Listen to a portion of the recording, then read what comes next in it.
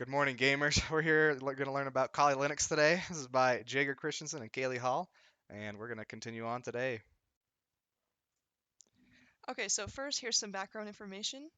When was it released? It was released on March 13th, 2013, as a complete rebuild of the Backtrack Linux distribution. Who was it developed by? It was developed, funded, and maintained by Offensive Security, which is a leading information security training company. And what is it? It's a Linux distribution containing several hundred tools for various security tasks. Some of the features of Kali Linux are that it's completely free and customizable. It's built from scratch and constructed on the Debian distribution. It also is an open source Git tree, which means the source code is available for anyone to tweak or rebuild. It also is FHS compliant, which allows users to easily locate binaries, support files, libraries, etc.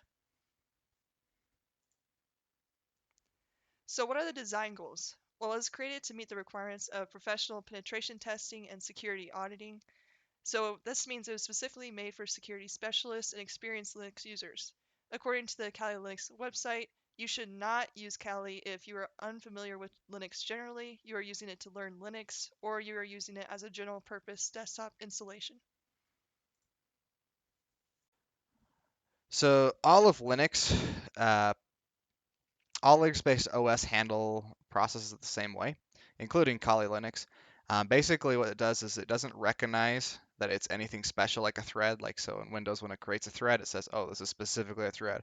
In Linux and Kali Linux specifically, it just says, "Oh, it's another process." So it doesn't really differentiate, differentiate. What is it? Differentiate um, how what a process and a thread is. It just says this is a process. So basically, what that means for Linux and threads and processes in general is when it creates a thread, it's just saying this is another process that connects uh, two other processes for shared resources. Um, and then processes in general, the goal for Linux and Kali Linux is to have a process running on every CPU at all times. And so it does this by a multi-queue scheduler, meaning that there's multiple levels and there's various things saying there's up to 140 different queues, um, all with varying scheduling policies that would allow all these different processes to be separated into them. And some of them are real-time processes, some of them are normal time processes, and some of the levels use aging, some of them use first come first serve, and some of them use round robin. Were the ones that we found was how it's scheduled. So memory management and file system. Kali Linux uses a single hierarchy to organize its files, starting with root. So as you see in the picture here, you start with root, and then every other file is based off of root. So there's like bin, boot, dev, etc or etc, whatever you want to call it. But all these files are based off root, so there's no like branching hierarchy trees. It's just it starts here and it goes off from there. And then it also, for its memory management, it's very similar to everything we learned in the book. It uses virtual memory, it uses swapping. And the type of swapping it uses, though, is least recently used. So basically, if it if it's being used a lot, it's not going to get swapped out or chosen to swap out. It's going to be like, oh, you haven't been used in like 10,000 cycles or whatever you want to call it. And so it boots it out when needed. Okay, so Linux is it preemptive or non-preemptive? Linux is a preemptive OS, meaning that it can interfere with a process that is currently in the CPU. So Kali follows the same pattern and allows the OS to stop and choose what to do with its processes. So as you see in the picture, the guy getting blasted is basically the process, and the OS is coming out of nowhere and going, BAM! Knocking it out of place. One of the main things that separates Kali Linux from other various operating systems is that it uses a lot of built-in tools and applications that are built specifically into the operating system. So some of these are things like Metasploit, which is a penetration tester, Wireshark or packet sniffer, Nmap is a port/vulnerability scanner, John the Ripper is a password cracker, Hydra is a network login cracker, and Burpee Suite is something that it's too vast for me to get into.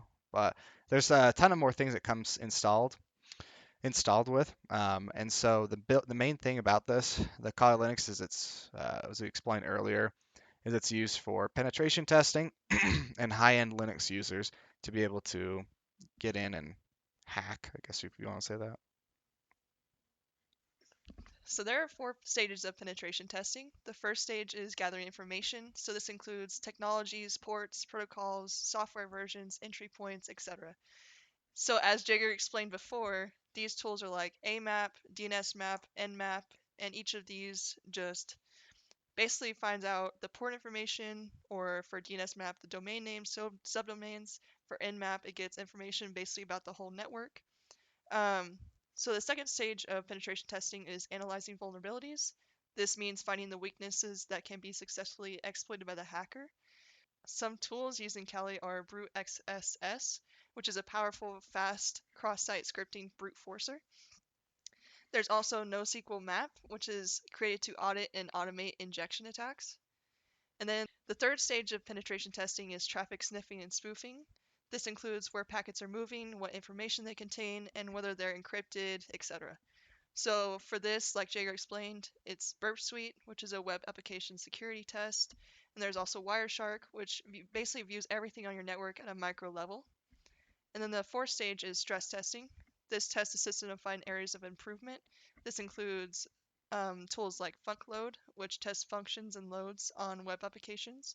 There's also the slow HTTP test, which simulates a DOS attack.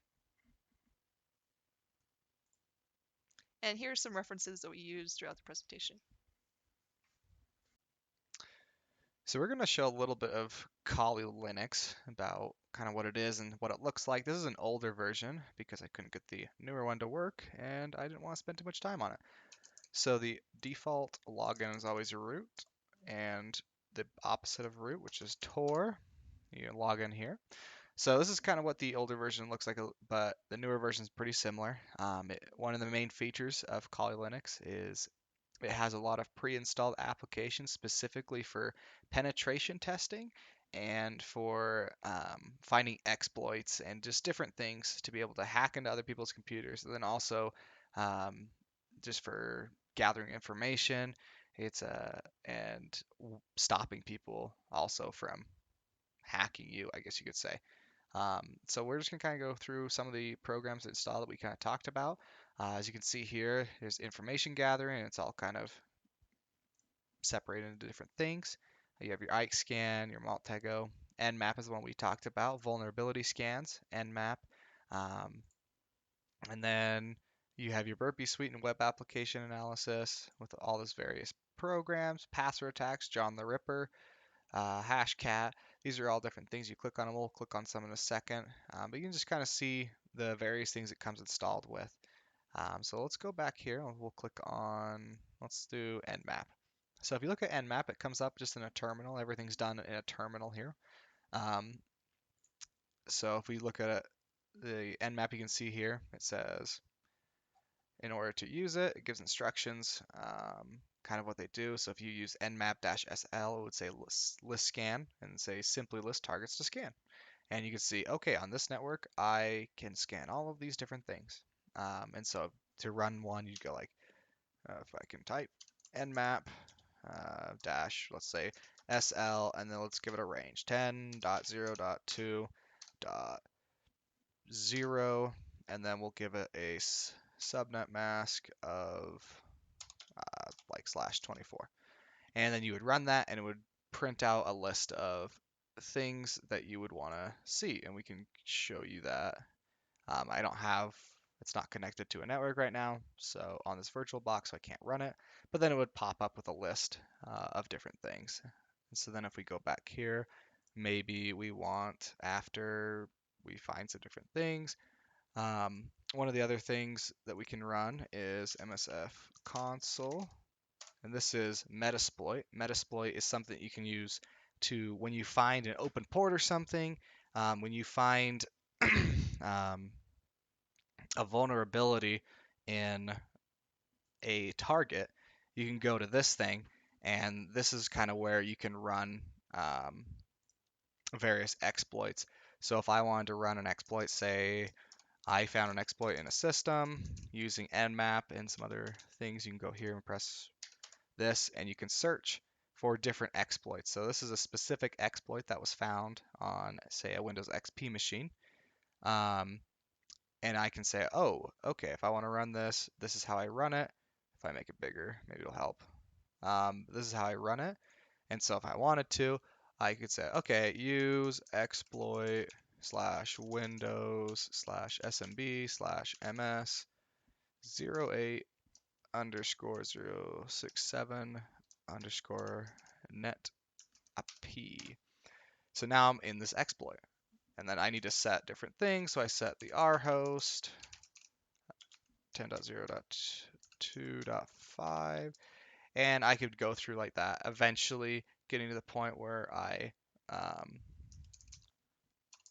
run the run the exploit. It executes, and it would get to a point that maybe it looked like this.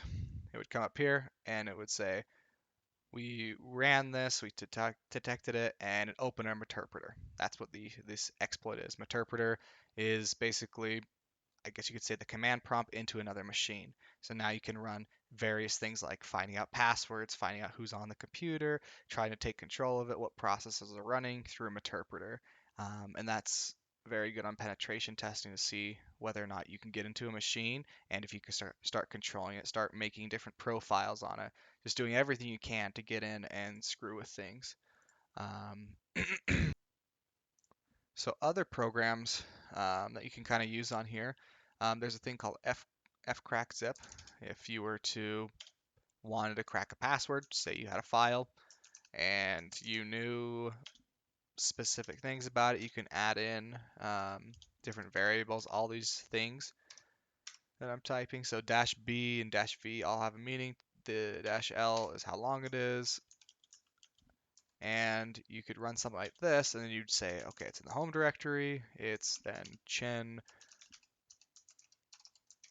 and you would run that, and it would just keep running until it tested every single combination of four-letter words using special characters and numbers, um, until it finally got to the end. Is like, okay, it's nothing I have here. Maybe they use something like from a different language, or bang, we got it. And that would kind of look like this. It would kind of pop up and say, okay, here we go. This is what the password is, or not usable files. Password found right here. It would say, oh, password is weak. It would just do its thing. So Kali Linux has a lot of useful, um, I don't know what you want to say, useful tools and applications pre-installed in order to help you as either a white hacker, or I guess if you want to play the bad guy, you're going to be using these to kind of get into various machines, trying to hurt other people or protect other people. But Kali Linux, if you're doing penetration testing, that's specifically what it's made for, and that's why you want to use Kali Linux for it.